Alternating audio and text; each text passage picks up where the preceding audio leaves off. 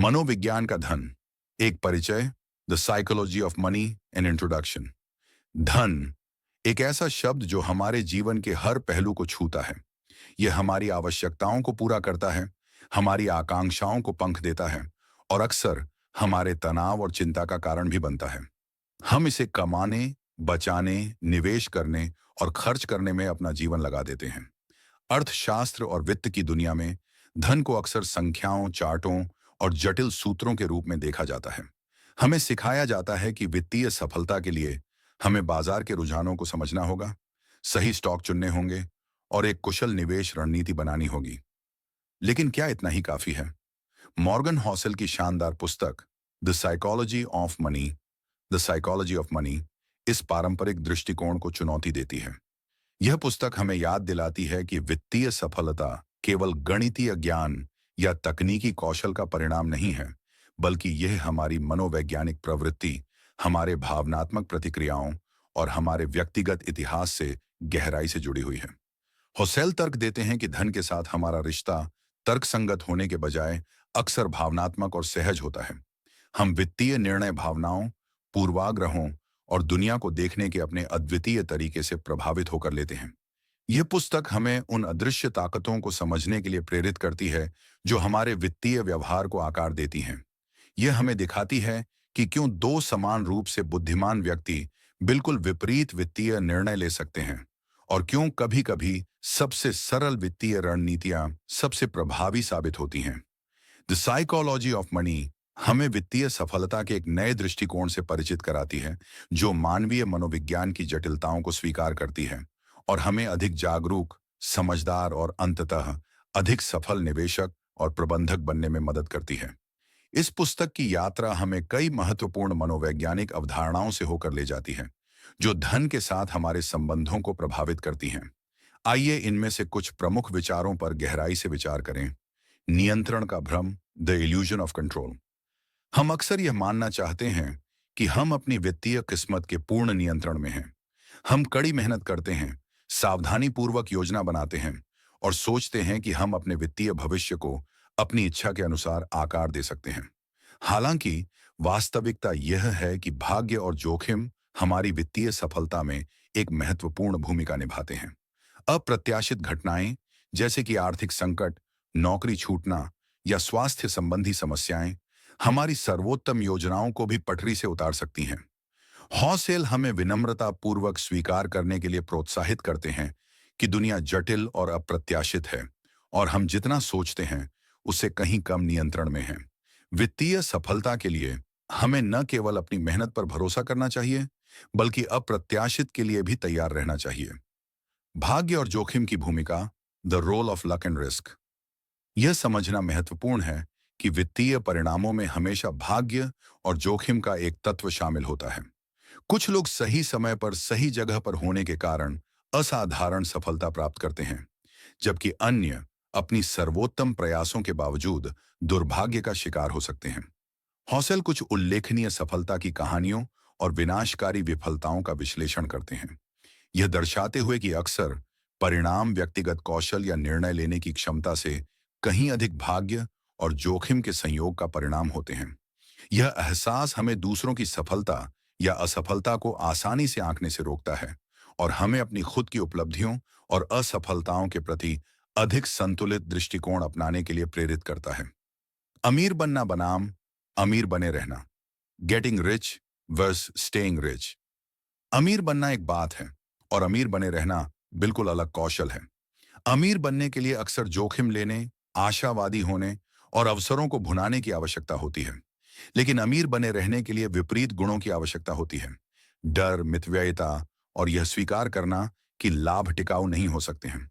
हौसेल बताते हैं कि धन को बनाए रखने के लिए अहंकार को नियंत्रित करना, खर्चों को कम रखना और यह मानना महत्वपूर्ण है कि कल के लाभ आज की तरह ही आसान नहीं होंगे। दीर्घकालिक वित्तीय सफलता के लिए धन संचय करने और उसे बनाए रखने के बीच संतुलन बनाना आवश्यक है। चक्रवृद्धि, धैर्य की शक्ति, compounding, the power of patience. चक्रवृद्धि, जिसे अक्सर वित्तीय दुनिया का 8वां आश्चर्य कहा जाता है, समय के साथ छोटी बचत को भी महत्वपूर्ण धन में बदल सकती है। हौसेल इस अवधारणा को खूबसूरती से समझाते हैं और धैर्य और दीर्घकालिक सोच के महत्व पर जोर देते हैं। चक्रवृद्धि का लाभ तत्काल नहीं दिखता है, लेकिन समय के साथ यह एक शक्तिशाली शक्ति बन जाता है। यह हमें त्वरित लाभ की तलाश करने के बजाय लगातार बचत करने और अपने निवेश को बढ़ने देने के महत्व को सिखाता है। अध्याय 1, कोई भी पागल नहीं है। Chapter 1, no one's crazy, the psychology of for money का पहला अध्याय यह बताता है कि जब पैसे की बात आती है तो कोई भी सच में पागल नहीं होता।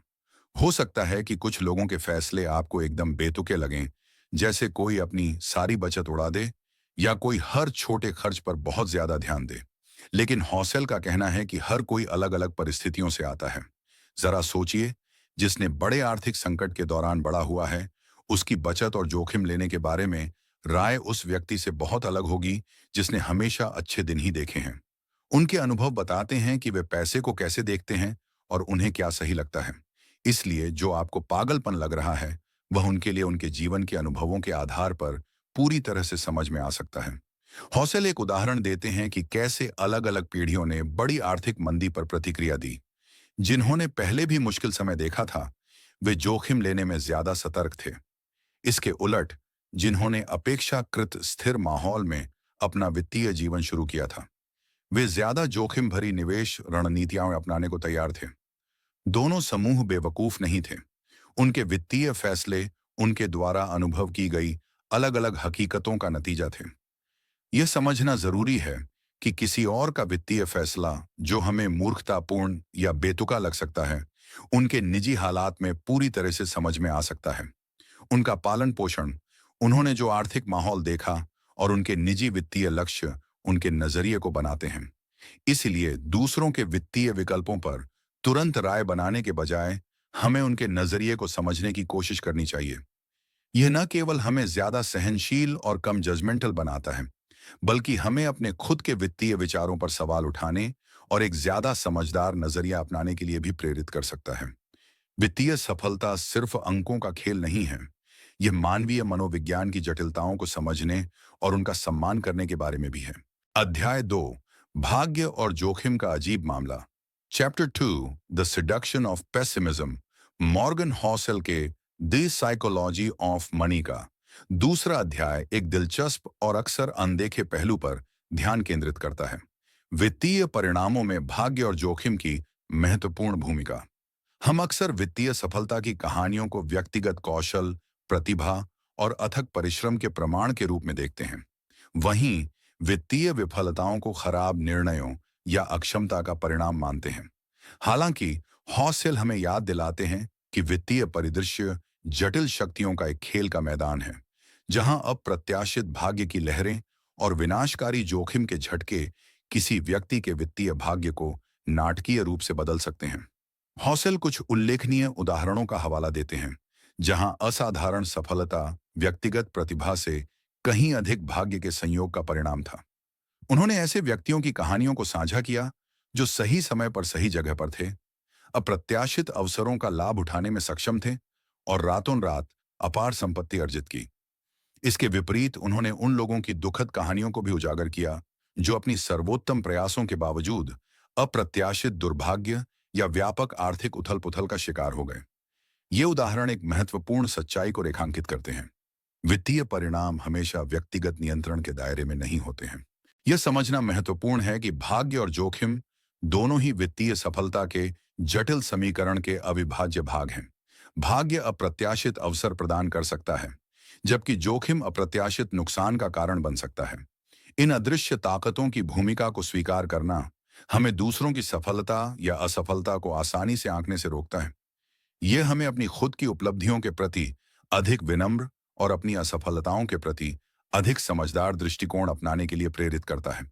वित्तीय दुनिया में सफलता और विफलता अक्सर व्यक्तिगत गुणों के साथ साथ बाहरी कारकों के जटिल इंटरप्ले का परिणाम होती है, जिन्हें हम पूरी तरह से नियंत्रित नहीं कर सकते हैं।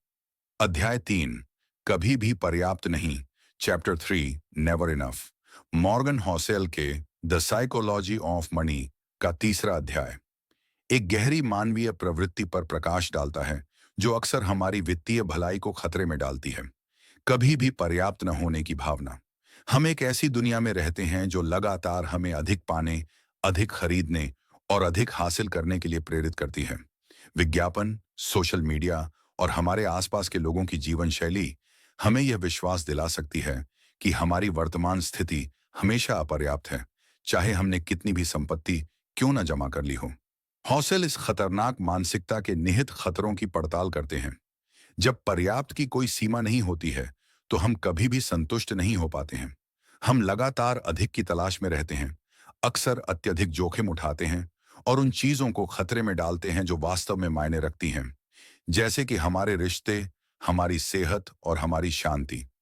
यह अंतहीन खोज हमें एक ऐसी दौड़ में फंसा सकती है जिसका कोई अंतिम छोर नहीं है, जहां हम हमेशा कुछ और पाने के लिए संघर्ष करते रहते हैं, कभी भी उस पल का आनंद नहीं लेते जो हमारे पास है। हौसेल हमें पर्याप्त की अवधारणा को परिभाषित करने के महत्व पर जोर देते हैं। ये जानना कि हमारे लिए वास्तव में क्या मायने रखता है और कब हम उस बिंदु पर पहुंच गए हैं जहां अधिक का पीछा करना अब हमारी खुशी या कल्याण में योगदान नहीं देता है। वित्तीय रूप से समझदार होने का एक महत्वपूर्ण हिस्सा है। यह हमें अनावश्यक जोखिम लेने से रोकता है और हमें उस चीज की सराहना करने की अनुमति देता है जो हमारे पास पहले से है।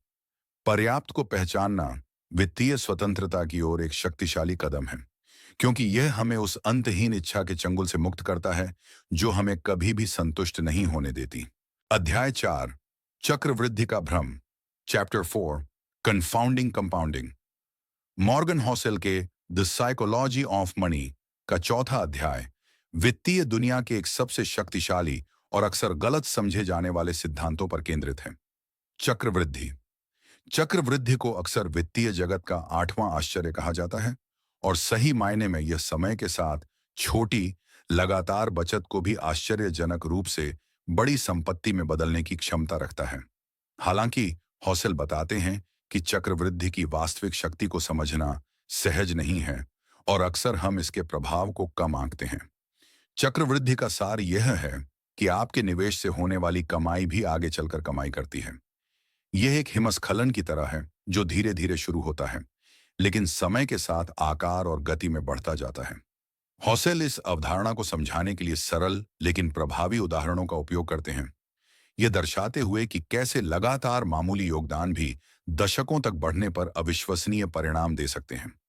चक्रवृद्धि का भ्रम तब पैदा होता है जब हम इसके रैखिक रूप से सोचने की गलती करते हैं। हम उम्मीद करते हैं कि हमारा निवेश एक स्थिर दर से बढ़ेगा, लेकिन चक्रवृद्धि घातीय रूप से काम करता है। शुरुआती वर्षों में प्रगति धीमी और अगोचर लग सकती है, जिससे धैर्य बनाए रखना मुश्किल हो जाता है। त्वरित और आसान लाभ की तलाश करने की मानवीय प्रवृत्ति चक्रवृद्धि की धीमी लेकिन शक्तिशाली गति के विपरीत है। हौसेल धैर्य और दीर्घकालिक सोच के महत्व पर जोर देते हैं जब चक्रवृद्धि की शक्ति को भुनाने की बात आती है। यह कोई त्वरित योजना नहीं है, इसके लिए समय और अनुशासन की आवश्यकता होती है। चक्रवृद्धि का जादू तब काम करता है जब हम अपने निवेश को लगातार बनाए रखते हैं और उन्हें वर्षों तक बिना छेड़े बढ़ने देते हैं। यह अध्याय हमें वित्तीय सफलता के लिए त्वरित समाधानों की तलाश करने के बजाय लंबी अवधि के लिए खेलने और चक्रवृद्धि की अविश्वसनीय क्षमता पर भरोसा करने का मूल्य सिखाता है। अध्याय 5, अमीर बनना बनाम अमीर बने रहना, chapter 5, getting rich versus staying rich.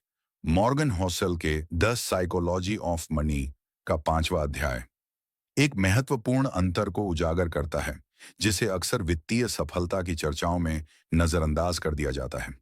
अमीर बनना एक बात है और अमीर बने रहना बिल्कुल अलग कौशल का समूह है। हौसेल तर्क देते हैं कि इन दोनों लक्ष्यों के लिए अलग अलग मानसिकता और रणनीतियों की आवश्यकता होती है। अमीर बनने की यात्रा में अक्सर जोखिम लेने की इच्छा शक्ति, आशावादी दृष्टिकोण और नए अवसरों को तेजी से भुनाने की क्षमता शामिल होती है। यह एक आक्रामक खेल हो सकता है जहां बड़ा दांव लगाना और कभी-कभी पारंपरिक ज्ञान को चुनौती देना आवश्यक होता है। कई उद्यमी और सफल निवेशक इसी मानसिकता के साथ शुरुआत करते हैं। हालांकि अमीर बने रहना एक अलग तरह का खेल है। इसके लिए विपरीत गुणों की आवश्यकता होती है। डर, सावधानी और यह स्वीकार करना कि अतीत की सफलता भविष्य की गारंटी नहीं है। हौसेल बताते हैं कि धन को बनाए रखने के लिए अहंकार को नियंत्रित करना, खर्चों को कम रखना और यह मानना महत्वपूर्ण है कि कल के लाभ आज की तरह आसानी से नहीं आएंगे। यह दीर्घकालिक परिप्रेक्ष्य और यह समझने की क्षमता की मांग करता है कि वित्तीय बाजार चक्रीय होते हैं और अप्रत्याशित नुकसान हमेशा संभव होते हैं। हौसेल अमीर बनने और अमीर बने रहने के बीच संतुलन बनाने के महत्व पर जोर देते हैं। केवल धन संचय पर ध्यान केंद्रित करना पर्याप्त नहीं है। इसे सुरक्षित रखने और भविष्य की अनिश्चितताओं से बचाने के लिए एक अलग मानसिकता और रणनीति की आवश्यकता होती है। यह अध्याय हमें वित्तीय सफलता के लिए न केवल अवसरों को जब्त करने, बल्कि नुकसान से बचने और दीर्घकालिक स्थिरता सुनिश्चित करने के महत्व को सिखाता है। अमीर बने रहना अक्सर अमीर बनने की तुलना में अधिक कठिन और अधिक महत्वपूर्ण कौशल साबित होता है।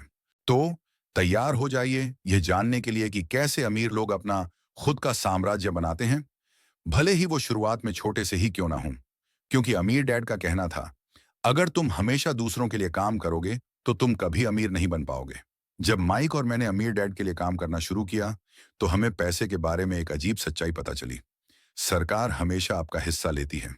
हर बार जब हमें हमारे 10 सेंट मिलते थे तो ऐसा लगता था कि कोई अदृश्य हाथ उसमें से कुछ छीन लेता है। अमीर डैड ने इसे टैक्स कहा।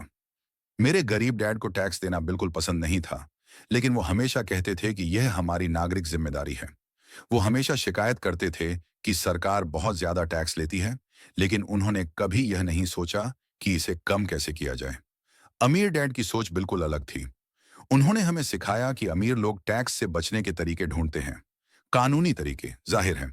और उनका सबसे बड़ा हथियार था निगम, यानी कॉरपोरेशन। 9 साल की उम्र में कॉरपोरेशन शब्द हमारे लिए किसी एलियन जैसा था। ये क्या भला है, हमने पूछा। अमीर डैड ने हमें एक सरल उदाहरण दिया। उन्होंने कहा कि जब एक आम आदमी पैसा कमाता है तो उसे पहले टैक्स देना पड़ता है और उसके बाद जो बचता है उससे वो खर्च करता है। लेकिन एक कॉरपोरेशन अलग तरह से काम करता है। ये पहले खर्च करता है और उसके बाद जो बचता है उस पर टैक्स देता है। ये सुनकर हमें लगा कि यह तो कोई जादू है। कैसे कोई ऐसा कर सकता है? अमीर डैड ने समझाया कि अमीर लोग अपने व्यवसायों के जरिए कई तरह के खर्चों को टैक्स से पहले निकाल सकते हैं, जैसे कि कार का खर्च, यात्रा का खर्च, यहां तक कि अपने घर का कुछ हिस्सा भी। यह सब कानूनी तौर पर किया जा सकता है अगर आपका एक कॉरपोरेशन हो। यह अध्याय हमें उस दुनिया से परिचित कराएगा जिसे ज्यादातर लोग कभी नहीं देखते, अमीरों की वित्तीय दुनिया। हम जानेंगे कि कैसे कॉरपोरेशंस उन्हें टैक्स के बोझ को कम करने और अपनी संपत्ति को तेजी से बढ़ाने में मदद करते हैं। यह थोड़ा जटिल लग सकता है, लेकिन अमीर डैड ने हमें इसे आसान भाषा में समझाया। उन्होंने हमें सिखाया कि वित्तीय रूप से समझदार होने का मतलब सिर्फ पैसा कमाना नहीं है, बल्कि यह भी जानना है कि उस पैसे को कैसे बचाया जाए और कैसे सरकार के नियमों का इस्तेमाल अपने फायदे के लिए किया जाए। तो तैयार हो जाइए यह जानने के लिए कि कैसे अमीर लोग खेल के नियमों को समझते हैं और उनका इस्तेमाल अपनी जीत के लिए करते हैं। क्योंकि अमीर डैड का कहना था, वित्तीय ज्ञान के बिना आप हमेशा उन लोगों के हाथों में रहेंगे जो इसे समझते हैं। यह विरोधाभास ये है कि जब हम दूसरों को प्रभावित करने के लिए धन का उपयोग करते हैं तो हम अक्सर वह ध्यान आकर्षित नहीं करते हैं जिसकी हम उम्मीद करते हैं। इसके बजाय हम केवल यह दिखाते हैं कि हमारे पास पैसा है जो ईर्ष्या या नाराजगी पैदा कर सकता है। सच्चा धन, जैसा कि हॉसेल ने पहले बताया है, वह है जो दिखाई नहीं देता है। वह बचत और निवेश जो भविष्य के लिए सुरक्षित है। यह अध्याय हमें दूसरों को प्रभावित करने की इच्छा से प्रेरित होकर दिखावटी खपत के जाल से बचने की याद दिलाता है। सच्ची संपत्ति बाहरी दिखावे के बजाय वित्तीय स्वतंत्रता और सुरक्षा में निहित है। दूसरों की प्रशंसा जीतने की कोशिश में अपने धन को उड़ाने के बजाय हॉसेल हमें उस अदृश्य धन के निर्माण पर ध्यान केंद्रित करने के लिए प्रोत्साहित करते हैं जो वास्तविक मूल्य और दीर्घकालिक खुशी प्रदान करता है। कार विरोधाभास हमें सिखाता है कि दूसरों को दिखाने के लिए खर्च करने के बजाय अपनी खुद की शांति और स्वतंत्रता के लिए धन का निर्माण करना अधिक सार्थक है। अध्याय 9, बचत का आश्चर्य। Chapter 9, wealth is what you don't see. Morgan Housel के द साइकोलॉजी ऑफ मनी का 9वां अध्याय धन की एक मौलिक लेकिन अक्सर गलत समझी जाने वाली प्रकृति पर केंद्रित है। वास्तविक धन वह है जो दिखाई नहीं देता। हम अक्सर धन को महंगी कारों, बड़े घरों और शानदार छुट्टियों जैसी दृश्यमान संपत्तियों से जोड़ते हैं। हालांकि हौसेल एक महत्वपूर्ण अंतर बताते हैं। उनके अनुसार खर्च की गई संपत्ति अतीत का धन है, जबकि वास्तविक धन वह वित्तीय संपत्ति है जिसे अभी तक खर्च नहीं किया गया है। ये वह बचत और निवेश है जो भविष्य के लिए सुरक्षित है और जो हमें वित्तीय स्वतंत्रता और सुरक्षा प्रदान करता है। हौसेल तर्क देते हैं कि हम एक ऐसी संस्कृति में रहते हैं जो दिखावटी खपत का जश्न मनाती है। हमें लगातार उन लोगों की तस्वीरें दिखाई जाती हैं जो महंगी चीजें खरीदते और शानदार जीवन जीते हैं। यह हमें यह विश्वास दिला सकता है कि यही धन का प्रतीक है। हालांकि हौसेल बताते हैं कि इन दृश्यमान संपत्तियों के पीछे अक्सर कर्ज या वित्तीय असुरक्षा छिपी हो सकती है। वास्तविक धन इसके विपरीत अदृश्य है।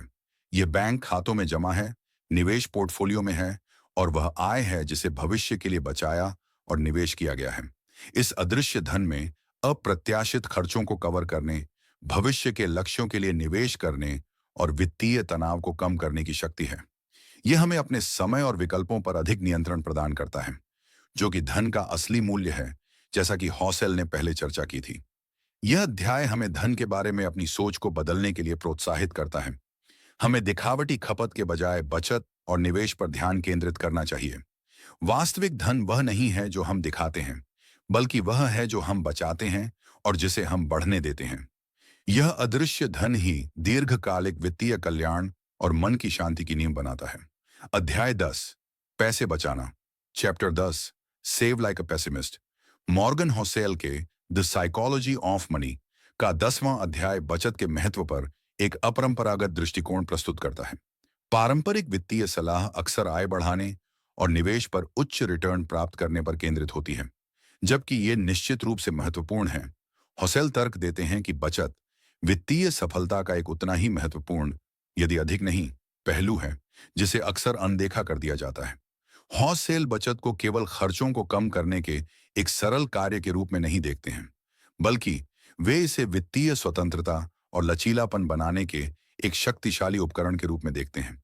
बचत आपको अप्रत्याशित खर्चों का सामना करने, वित्तीय लक्ष्यों को तेजी से प्राप्त करने और भविष्य के अवसरों का लाभ उठाने की क्षमता प्रदान करती है। इस अध्याय का शीर्षक एक निराशावादी की तरह बचाओ एक दिलचस्प मोड़ प्रस्तुत करता है। हौसेल का सुझाव है कि भविष्य के बारे में एक सतर्क और यहां तक कि थोड़ा निराशावादी दृष्टिकोण अपनाने से हमें बचत करने के लिए अधिक प्रेरित किया जा सकता है। यदि हम अप्रत्याशित चुनौतियों जैसे नौकरी छूटना या आर्थिक मंदी की संभावना को स्वीकार करते हैं, तो हम इन संभावित तूफानों का सामना करने के लिए एक मजबूत वित्तीय तकिया बनाने की अधिक संभावना रखते हैं। यह निराशावाद निष्क्रियता या डर को बढ़ावा देने के बारे में नहीं है, बल्कि यह एक यथार्थवादी मान्यता है कि दुनिया अप्रत्याशित है और वित्तीय झटके लग सकते हैं। इस संभावना को स्वीकार करके हम सक्रिय कदम उठाने के लिए प्रेरित होते हैं ताकि खुद को और अपने भविष्य को सुरक्षित किया जा सके। बचत इस संदर्भ में केवल पैसे जमा करना नहीं है, बल्कि संभावित नकारात्मक परिदृश्यों के खिलाफ खुद को बीमा करना है। यह हमें मन की शांति प्रदान करता है, ये जानकर कि हम अप्रत्याशित का सामना करने के लिए बेहतर ढंग से तैयार हैं। हौसेल जोर देते हैं कि बचत हमारी वित्तीय नींव को मजबूत करती है और हमें भविष्य की अनिश्चितताओं का सामना करने के लिए आत्मविश्वास प्रदान करती है। अध्याय 11, कोई भी पागल नहीं है। सच में। Chapter 11, no one's crazy really. चलिए मैं आपको एक कहानी सुनाता हूं। कल्पना कीजिए, दो दोस्त हैं, रमेश और सुरेश। दोनों एक ही उम्र के हैं, एक ही शहर में पले बढ़े हैं और लगभग एक ही तरह की नौकरी करते हैं। लेकिन जब पैसे की बात आती है तो उनके तरीके बिल्कुल अलग हैं। रमेश हमेशा से ही जोखिम लेने वाला रहा है। जब उसने सुना कि एक नई क्रिप्टो करेंसी धूम मचा रही है, तो उसने अपनी आधी बचत उसमें लगा दी। उसके कुछ दोस्त उसे पागल कहते थे, चेतावनी देते थे कि वह सब कुछ खो देगा। लेकिन रमेश को लगा कि यह एक सुनहरा मौका है, एक रातों रात अमीर बनने का टिकट। उसने कुछ समय के लिए अच्छा मुनाफा भी कमाया, जिससे उसका आत्मविश्वास और बढ़ गया। दूसरी ओर सुरेश बहुत ही सावधान रहने वाला व्यक्ति है। उसने हमेशा अपनी आय का एक बड़ा हिस्सा बचाया है और उसे सुरक्षित, कम जोखिम वाले विकल्पों में निवेश किया है। उसके दोस्त कभी कभी उसका मजाक उड़ाते थे, कहते थे कि वह बहुत डरपोक है और कभी अमीर नहीं बन पाएगा। लेकिन सुरेश को लगता था कि धीरे धीरे और स्थिर गति से आगे बढ़ना ही समझदारी है। उसने कई आर्थिक संकट देखे थे अपने जीवन में और जानता था कि कुछ भी गारंटीड नहीं होता। अब अगर आप रमेश को देखें तो हो सकता है आपको लगे कि वह कितना लापरवाह है, अपनी मेहनत की कमाई को एक पल में खतरे में डाल रहा है। और अगर आप सुरेश को देखें तो हो सकता है आपको लगे कि वह अवसरों को गंवा रहा है, बहुत ज्यादा डर रहा है। लेकिन मॉर्गन हॉसेल हमें इस अध्याय में यही समझाने की कोशिश कर रहे हैं कि सच में उनमें से कोई भी पागल नहीं है। रमेश के फैसले उसकी अपनी सोच और अनुभवों से प्रेरित हैं। शायद उसने पहले भी छोटे मोटे जोखिम लिए हों और सफल रहा हो। शायद वह ऐसे लोगों को जानता हो जिन्होंने क्रिप्टो करेंसी से बहुत पैसा कमाया हो। उसकी दुनिया में यह फैसला उतना पागल नहीं लगता जितना हमें लग सकता है। सुरेश के फैसले भी उसकी अपनी कहानी से जुड़े हैं। शायद उसने अपने परिवार को आर्थिक तंगी से जूझते हुए देखा हो। शायद उसने ऐसे लोगों को देखा हो जिन्होंने जल्दबाजी में गलतियां की हों और सब कुछ खो दिया हो। उसकी दुनिया में सावधानी बरतना और धीरे धीरे आगे बढ़ना ही समझदारी भरा कदम है। हौसल हमें याद दिलाते हैं कि हर किसी का वित्तीय नजरिया उनके अपने अनोखे जीवन के अनुभवों, उनके मूल्यों और दुनिया को देखने के उनके तरीके से बनता है। जो हमें बेवकूफी भरा लगता है वह किसी और के लिए पूरी तरह से तर्कसंगत हो सकता है। इसलिए अगली बार जब आप किसी के वित्तीय फैसले पर हैरान हों तो याद रखें, उनकी अपनी एक कहानी है जो उनके विकल्पों को आकार दे रही है। कोई भी सच में पागल नहीं है। हम सब बस अपनी अपनी दुनिया के हिसाब से जी रहे हैं। अध्याय 12, निराशावाद का मोह। एक कहानी। Chapter 12, the seduction of pessimism. A story.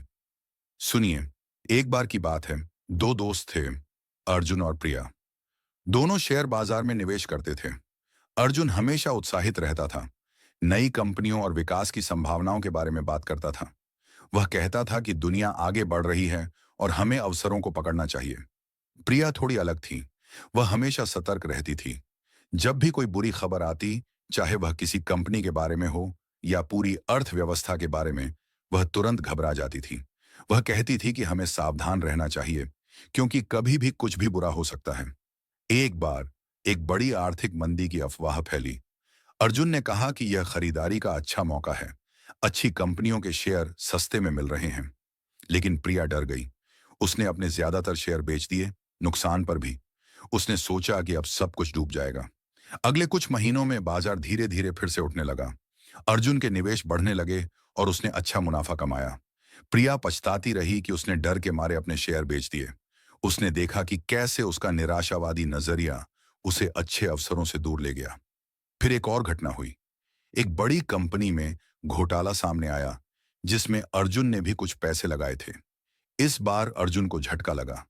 उसने महसूस किया कि हमेशा उत्साहित रहना और जोखिमों को अनदेखा करना भी सही नहीं है। प्रिया ने इस बार ज्यादा समझदारी दिखाई। वह जानती थी कि ऐसी चीजें हो सकती हैं और उसने अपने पोर्टफोलियो को विविधतापूर्ण रखा था, इसलिए उसे उतना नुकसान नहीं हुआ। इस कहानी से हमें मॉर्गन हॉसेल यही सिखाना चाहते हैं। हम इंसान बुरी खबरों पर जल्दी ध्यान देते हैं। ये हमारी पुरानी आदत है, खतरों से बचने की। लेकिन जब पैसे की बात आती है तो सिर्फ निराशावादी बने रहना भी ठीक नहीं है। प्रिया डर के मारे अच्छे मौके गंवा बैठी। वहीं सिर्फ आशावादी बने रहना और खतरों को नजरअंदाज करना भी अर्जुन के लिए नुकसानदायक साबित हुआ। असल में हमें एक संतुलन बनाना होता है। दुनिया में अच्छी और बुरी दोनों तरह की चीजें होती रहती हैं। हमें बुरी खबरों से सीखना चाहिए और सावधान रहना चाहिए। लेकिन हमें यह भी याद रखना चाहिए कि लंबी दौड़ में चीजें अक्सर बेहतर होती हैं। सिर्फ डर के मारे अच्छे अवसरों को छोड़ देना सही नहीं है। हमें उम्मीद और सावधानी दोनों के साथ आगे बढ़ना चाहिए। अध्याय 13, आप और मैं। Chapter 13, you and me. Morgan Housel के द साइकोलॉजी ऑफ मनी का 13वां अध्याय एक महत्वपूर्ण सच्चाई पर जोर देता है जिसे अक्सर वित्तीय सलाह में अनदेखा कर दिया जाता है। वित्तीय सफलता एक गहरी व्यक्तिगत यात्रा है और कोई एक सही तरीका या सभी के लिए उपयुक्त समाधान नहीं है। हमारी वित्तीय लक्ष्य, जोखिम सहने की क्षमता और व्यक्तिगत परिस्थितियां इतनी अलग अलग होती हैं कि दूसरों की नकल करने की कोशिश करना अक्सर निराशा और गलत फैसलों की ओर ले जाता है। हौसेल बताते हैं कि वित्तीय सलाह अक्सर सार्वभौमिक नियमों के रूप में प्रस्तुत की जाती है, जैसे कि हमेशा शेयरों में निवेश करें या कभी कर्ज न लें। हालांकि वह तर्क देते हैं कि ये नियम हर किसी के लिए लागू नहीं हो सकते हैं। एक युवा व्यक्ति जिसके पास लंबा समय क्षितिज है और स्थिर आय है, वह अधिक जोखिम लेने में सहज हो सकता है, जबकि एक सेवानिवृत्त व्यक्ति जो अपनी बचत पर निर्भर है, वह अधिक रूढ़िवादी दृष्टिकोण अपनाना चाहेगा। इसी तरह हमारे व्यक्तिगत मूल्य और प्राथमिकताएं भी हमारे वित्तीय निर्णयों को आकार देती हैं। कुछ लोग जल्द से जल्द अमीर बनने को प्राथमिकता दे सकते हैं, भले ही इसका मतलब अधिक जोखिम लेना हो। दूसरे वित्तीय स्वतंत्रता और मन की शांति को अधिक महत्व दे सकते हैं, भले ही इसका मतलब धीमी गति से धन का निर्माण करना हो। कोई भी दृष्टिकोण स्वाभाविक रूप से सही या गलत नहीं है। यह इस बात पर निर्भर करता है कि आपके लिए सबसे महत्वपूर्ण क्या है। हौसेल हमें दूसरों की वित्तीय सफलता या विफलता की नकल करने के बजाय अपनी खुद की जरूरतों और मूल्यों के अनुरूप वित्तीय योजनाएं बनाने के लिए प्रोत्साहित करते हैं। इसका मतलब है कि हमें अपने वित्तीय लक्ष्यों को स्पष्ट रूप से परिभाषित करना होगा, अपनी जोखिम सहने की क्षमता का आकलन करना होगा और एक ऐसी रणनीति विकसित करनी होगी जो हमारी व्यक्तिगत परिस्थितियों के लिए उपयुक्त हो। दूसरों की दौड़ में भागने के बजाय हमें अपनी खुद की गति से चलना चाहिए और उस रास्ते पर ध्यान केंद्रित करना चाहिए जो हमारे लिए सही हो। वित्तीय सफलता की कोई एक परिभाषा नहीं है। यह अंततः इस बारे में है कि आप अपने पैसे का उपयोग एक ऐसा जीवन बनाने के लिए कैसे करते हैं जो आपके लिए सार्थक और संतोषजनक हो। अध्याय 14, इतिहास का कमरा, chapter 14, room for error. Morgan Housel के द साइकोलॉजी ऑफ मनी का 14वां अध्याय वित्तीय योजना और निर्णय लेने में त्रुटि के लिए जगह या सुरक्षा मार्जिन के महत्व पर जोर देता है। हौसेल तर्क देते हैं कि चूंकि भविष्य अनिश्चित है और हम इंसान गलतियां करने के लिए बाध्य हैं, इसलिए हमारी वित्तीय रणनीतियों में कुछ लचीलापन और अप्रत्याशित घटनाओं को झेलने की क्षमता अंतर्निहित होनी चाहिए। हमारी स्वाभाविक प्रवृत्ति अक्सर एक कुशल और अनुकूलित योजना बनाने की होती है, जहां हर चीज बिल्कुल सही ढंग से काम करती है। हम सटीक भविष्यवाणियां करने और हर संभावित परिणाम के लिए तैयार रहने की कोशिश करते हैं। हालांकि हौसेल हमें याद दिलाते हैं कि वास्तविकता अक्सर हमारी सबसे अच्छी योजनाओं से अलग होती है। अप्रत्याशित घटनाएं घटित होती हैं, बाजार अप्रत्याशित तरीके से व्यवहार करते हैं और हम व्यक्तिगत रूप से भी गलतियां करते हैं। त्रुटि के लिए जगह बनाने का मतलब है अपनी वित्तीय योजनाओं में कुछ अतिरिक्त मार्जिन छोड़ना, ताकि अप्रत्याशित खर्चों, आय में कमी या निवेश में नुकसान को अवशोषित किया जा सके। यह एक पुल की तरह है जिसे अपनी अनुमानित भार क्षमता से कहीं अधिक मजबूत बनाया जाता है, ताकि अप्रत्याशित तनाव को झेल सके। वित्तीय संदर्भ में इसका मतलब हो सकता है कि जरूरत से ज्यादा बचत करना, कम अनुमानित रिटर्न पर अपनी योजनाओं को आधार बनाना या अप्रत्याशित खर्चों के लिए एक आपातकालीन निधि बनाए रखना। हौसेल जोर देते हैं कि त्रुटि के लिए जगह बनाने से हमें वित्तीय तनाव से बचने और लंबी अवधि के लिए अपने लक्ष्यों पर टिके रहने में मदद मिलती है। जब अप्रत्याशित होता है, और यह हमेशा होता है, तो एक सुरक्षा मार्जिन हमें अपनी पूरी योजना को पटरी से उतरने से बचाता है और हमें घबराकर गलत निर्णय लेने से रोकता है। यह हमें वित्तीय झटकों को झेलने और अपनी प्रगति को जारी रखने की अनुमति देता है। त्रुटि के लिए जगह बनाना कमजोरी का संकेत नहीं है। यह अनिश्चितता की वास्तविकता को स्वीकार करने और बुद्धिमानी से तैयारी करने का एक संकेत है। यह हमें वित्तीय रूप से अधिक मजबूत और टिकाऊ बनाता है। अध्याय 15, कुछ भी मुफ्त नहीं है, chapter 15, nothings free. Morgan Housel के द साइकोलॉजी ऑफ मनी का 15वां अध्याय एक सरल लेकिन अक्सर भुला दी जाने वाली सच्चाई पर केंद्रित है। वित्तीय दुनिया में और वास्तव में जीवन में भी कुछ भी वास्तव में मुफ्त नहीं होता है। हर चीज की एक कीमत होती है, भले ही वह कीमत तुरंत दिखाई न दे या मौद्रिक रूप में न हो। हौसेल तर्क देते हैं कि जब निवेश या वित्तीय उत्पादों की बात आती है, तो मुफ्त या बिना कमीशन जैसे शब्द भ्रामक हो सकते हैं। भले ही आप सीधे तौर पर कोई शुल्क नहीं चुका रहे हों, मध्यस्थ या प्लेटफॉर्म अक्सर किसी न किसी तरह से पैसा कमा रहे होते हैं, चाहे वह आपके डेटा का उपयोग करके हो, अन्य सेवाओं के माध्यम से हो या निष्पादन की गुणवत्ता में थोड़ी कमी करके हो।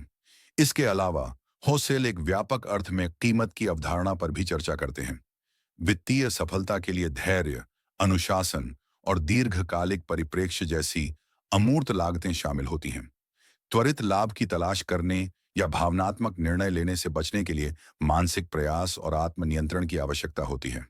बाजार में बने रहने और चक्रवृद्धि के जादू को काम करने देने के लिए अनिश्चितता और अस्थिरता को सहने की कीमत चुकानी पड़ती है। हौसेल जोर देते हैं कि यह समझना महत्वपूर्ण है कि हम किस कीमत का भुगतान कर रहे हैं, भले ही वह मौद्रिक न हो। हर वित्तीय निर्णय में एक व्यापार बंद शामिल होता है। उच्च रिटर्न की संभावना अक्सर उच्च जोखिम की कीमत पर आती है। सुविधा और आसानी अक्सर उच्च शुल्क या कम अनुकूल शर्तों की कीमत पर आती है। यह अध्याय हमें वित्तीय उत्पादों और सलाह का मूल्यांकन करते समय आलोचनात्मक रूप से सोचने के लिए प्रोत्साहित करता है। हमें मुफ्त के वादों के पीछे छिपी हुई लागतों और व्यापार बंधों पर विचार करना चाहिए। दीर्घकालिक वित्तीय सफलता के लिए हमें उन कीमतों को चुकाने के लिए तैयार रहना होगा जो वास्तव में मायने रखती हैं, भले ही वे तुरंत स्पष्ट न हों। इसमें न केवल मौद्रिक लागतें शामिल हैं, बल्कि धैर्य, अनुशासन और एक शांत मन बनाए रखने की मानसिक और भावनात्मक लागतें भी शामिल हैं। अध्याय 16, आप हमेशा बदलते रहेंगे। Chapter 16, you'll change. Morgan Housel के द साइकोलॉजी ऑफ मनी का 16वां अध्याय एक मौलिक सत्य पर प्रकाश डालता है जिसे अक्सर वित्तीय योजना बनाते समय अनदेखा कर दिया जाता है।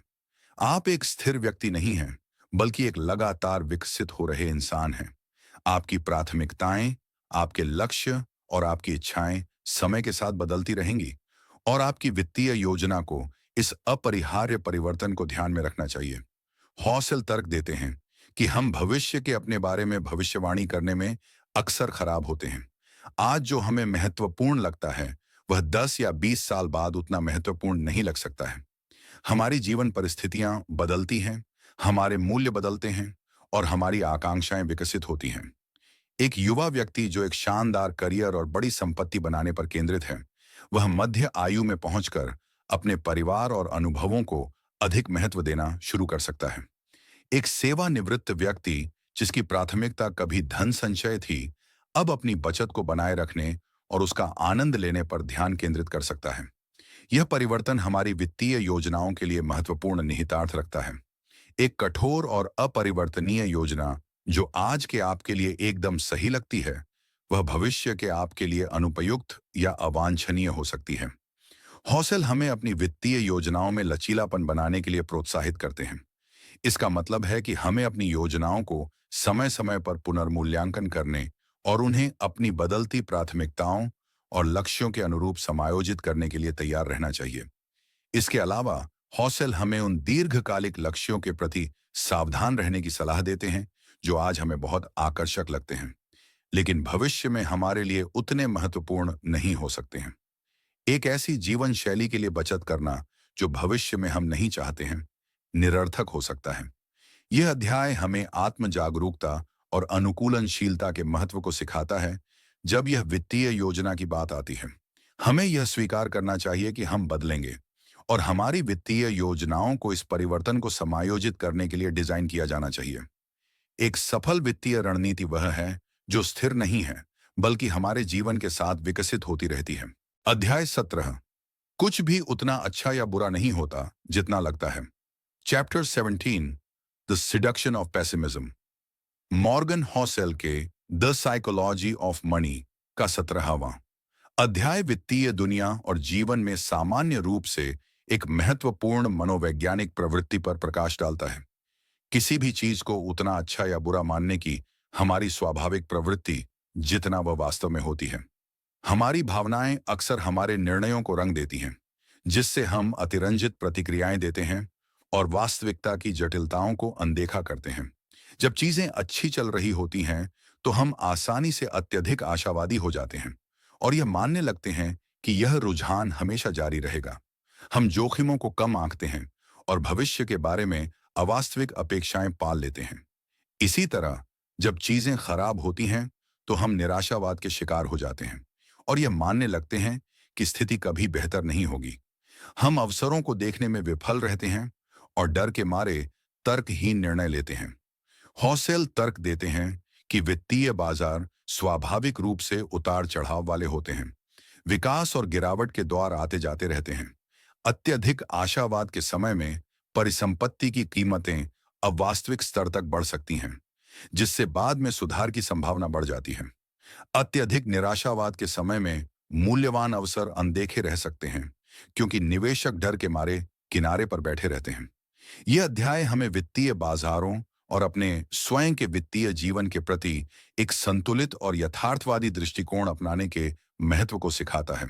हमें अत्यधिक भावनाओं से बचना चाहिए और दीर्घकालिक परिप्रेक्ष्य बनाए रखना चाहिए। अच्छी और बुरी दोनों अवधियाएं अपरिहार्य हैं और यह समझना महत्वपूर्ण है कि कोई भी प्रवृत्ति हमेशा के लिए नहीं चलती है। हमें न तो अत्यधिक उत्साह में बह जाना चाहिए और न ही अत्यधिक निराशा में डूब जाना चाहिए। सफलता अक्सर शांत और तर्क संगत बने रहने और अल्पकालिक शोर के बावजूद अपने दीर्घकालिक लक्ष्यों पर ध्यान केंद्रित करने की क्षमता में निहित होती है। वित्तीय दुनिया की वास्तविकता अक्सर धुंधली होती है, न कि पूरी तरह से काली या सफेद। अध्याय 18। जब आप कुछ भी मान लेंगे।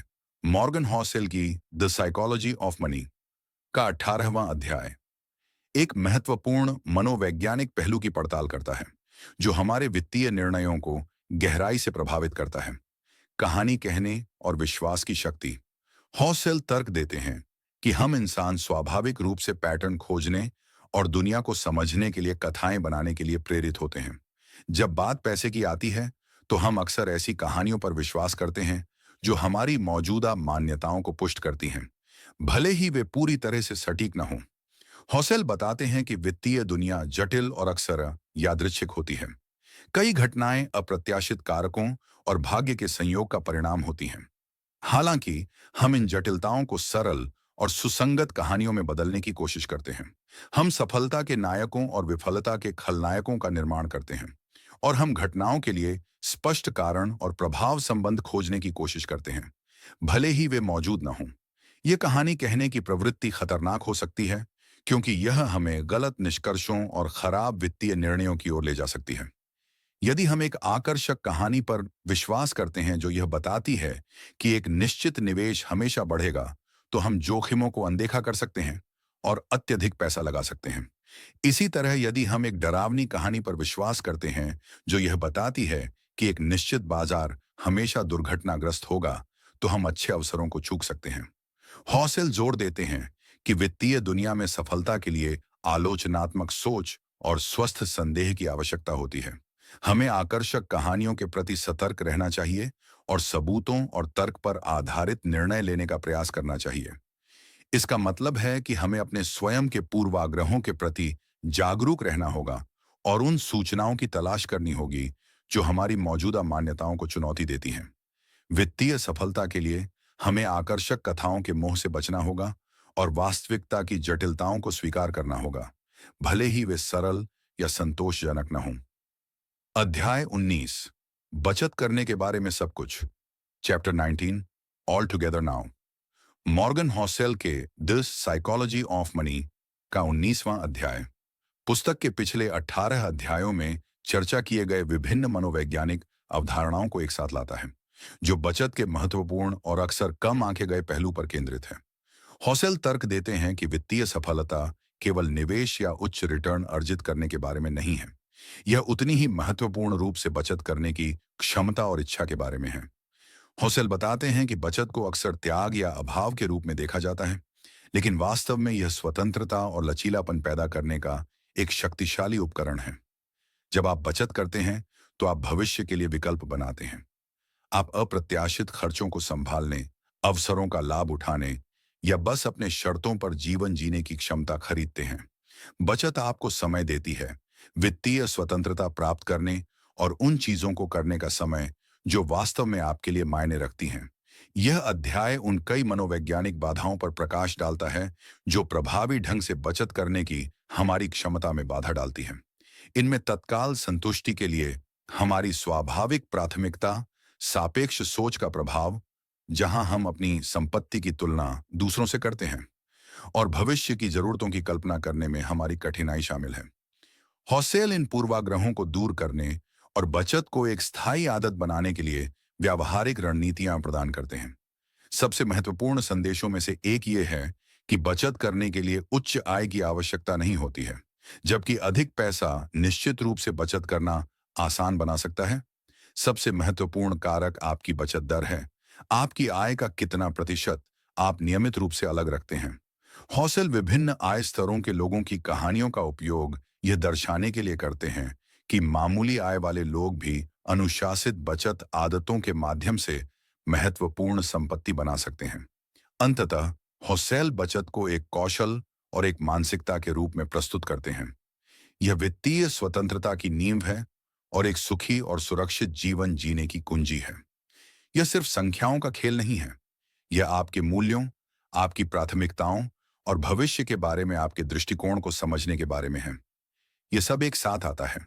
आपकी वित्तीय मनोविज्ञान को समझना और उसे बचत के लक्ष्य के साथ संरेखित करना। अध्याय 20, कुछ भी मुफ्त नहीं है। Chapter 20, you and me. Morgan Housel की साइकोलॉजी ऑफ मनी का 20वां और अंतिम अध्याय एक महत्वपूर्ण संदेश देता है जो पूरी पुस्तक के विषयों को एक साथ बांधता है। वित्तीय सफलता एक व्यक्तिगत यात्रा है और जो आपके लिए काम करता है वह किसी और के लिए काम नहीं कर सकता है। अध्याय का शीर्षक यू एंड मी इस व्यक्तिगत प्रकृति पर जोर देता है और वित्तीय सलाह और प्रेरणा के प्रति एक सूक्ष्म दृष्टिकोण अपनाने का आग्रह करता है। हौसेल बताते हैं कि वित्तीय उद्योग अक्सर सार्वभौमिक नियमों और एक आकार सभी के लिए उपयुक्त समाधानों को बढ़ावा देता है। हालांकि वास्तविकता यह है कि प्रत्येक व्यक्ति की वित्तीय परिस्थितियां, लक्ष्य, मूल्य और मनोवैज्ञानिक मेकअप अद्वितीय होते हैं। जो एक व्यक्ति के लिए एक बुद्धिमान वित्तीय निर्णय हो सकता है, वह दूसरे के लिए एक बुरा निर्णय हो सकता है। यह अध्याय इस विचार पर विस्तार करता है कि जोखिम और इनाम व्यक्तिपरक अवधारणाएं हैं। आपकी जोखिम सहनशीलता, आपके वित्तीय लक्ष्य और आपके जीवन के चरण के आधार पर आप एक विशेष निवेश या वित्तीय रणनीति को आकर्षक या भयावह मान सकते हैं। इसी तरह सफलता की परिभाषा अलग अलग लोगों के लिए अलग अलग होती है। कुछ के लिए इसका मतलब है अधिकतम धन जमा करना, जबकि दूसरों के लिए इसका मतलब वित्तीय स्वतंत्रता प्राप्त करना या अपने मूल्यों के अनुरूप जीवन जीना हो सकता है। हौसेल हमें वित्तीय सलाह को सावधानी पूर्वक और आलोचनात्मक रूप से लेने के लिए प्रोत्साहित करते हैं। दूसरों ने क्या किया है या क्या करने की सलाह देते हैं, उसे आंख मूंद कर स्वीकार करने के बजाय हमें अपने स्वयं के लक्ष्यों और परिस्थितियों पर विचार करना चाहिए। हमें यह समझना चाहिए कि वित्तीय निर्णय अक्सर तर्क और भावना, इतिहास और भविष्य की अपेक्षाओं, व्यक्तिगत जरूरतों और बाहरी प्रभावों के बीच एक जटिल संतुलन होते हैं। अंततः हौसेल इस बात पर जोर देते हैं कि वित्तीय सफलता की कोई एक राह नहीं है। सबसे प्रभावी वित्तीय रणनीतियां वे हैं जो आपकी अपनी विशिष्ट परिस्थितियों और मनोवैज्ञानिक मेकअप के साथ संरेखित होती हैं।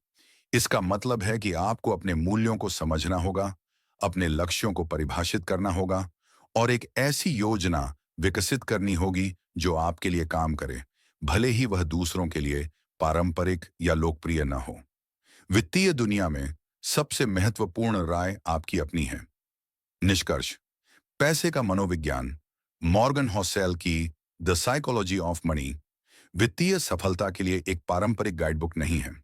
इसके बजाय ये हमें यह समझने के लिए एक आकर्षक यात्रा पर ले जाती है कि पैसा बनाने, खर्च करने और बचाने के बारे में हमारे विचार और भावनाएं हमारे वित्तीय परिणामों को कैसे आकार देती हैं। पूरी पुस्तक में हौसेल वित्तीय निर्णयों के पीछे काम करने वाले कई महत्वपूर्ण मनोवैज्ञानिक पूर्वाग्रहों और व्यवहारों की पड़ताल करते हैं। यह तर्क देते हुए कि सफलता अक्सर तकनीकी कौशल की तुलना में नरम कौशल से अधिक जुड़ी होती है। हौसेल के मुख्य निष्कर्षों में से एक यह है कि वित्तीय दुनिया उतनी तर्कसंगत नहीं है जितना हम मानते हैं। हमारी भावनाएं, व्यक्तिगत इतिहास और अद्वितीय विश्व दृष्टि हमारे वित्तीय निर्णयों को गहराई से प्रभावित करते हैं। कभी-कभी तर्क या आर्थिक सिद्धांत की परवाह किए बिना हम जोखिम और इनाम को व्यक्तिपरक रूप से देखते हैं। हम आकर्षक कहानियों के प्रति संवेदनशील होते हैं और हम अक्सर अल्पकालिक भावनाओं को दीर्घकालिक लक्ष्यों पर प्राथमिकता देते हैं। पुस्तक हमें सिखाती है कि वित्तीय सफलता के लिए विनम्रता और जागरूकता महत्वपूर्ण है। हमें यह स्वीकार करना चाहिए कि भाग्य और संयोग वित्तीय परिणामों में एक महत्वपूर्ण भूमिका निभाते हैं और हमें अत्यधिक आत्मविश्वास या अहंकार से बचना चाहिए। हमें अपने स्वयं के मनोवैज्ञानिक पूर्वाग्रहों को समझना चाहिए और ऐसे निर्णय लेने का प्रयास करना चाहिए जो तर्क और दीर्घकालिक परिप्रेक्ष्य पर आधारित हों, न कि भावना या अल्पकालिक बाजार के शोर पर। दी साइकोलॉजी ऑफ मनी वित्तीय स्वतंत्रता के लिए कोई त्वरित या आसान समाधान नहीं प्रस्तुत करती है। इसके बजाय यह धैर्य, दीर्घकालिक सोच और बचत की शक्ति के महत्व पर जोर देती है। यह हमें सिखाती है कि पर्याप्त की अवधारणा को समझना महत्वपूर्ण है और अथक रूप से अधिक का पीछा करने के जाल से बचना है। वित्तीय सफलता अक्सर असाधारण रिटर्न अर्जित करने के बजाय लगातार बने रहने और गलतियों से बचने के बारे में अधिक होती है। अंततः हौसेल का संदेश आशावादी और सशक्त करने वाला है। वित्तीय सफलता किसी के सामाजिक आर्थिक पृष्ठभूमि या शिक्षा के स्तर तक सीमित नहीं है। यह अधिक हद तक हमारे व्यवहार और हमारी मानसिकता का परिणाम है। हमारी वित्तीय मनोविज्ञान को समझकर और उसे अपने लक्ष्यों के साथ संरेखित करके हम सभी अपने वित्तीय भविष्य पर अधिक नियंत्रण प्राप्त कर सकते हैं और एक ऐसा जीवन बना सकते हैं जो हमारे मूल्यों और आकांक्षाओं के अनुरूप हो। द साइकोलॉजी ऑफ मनी हमें याद दिलाती है कि वित्तीय सफलता केवल संख्याओं का खेल नहीं है। ये हमारे अपने दिमाग की जटिलताओं को समझने और उनके साथ काम करने के बारे में है। अगर आपको ये ऑडियो बुक अच्छी लगी हो तो लाइक करें। कोई ऐसी बेहतर ऑडियो बुक के लिए हमें सब्सक्राइब करें या बेल आइकन को दबाना मत भूलना।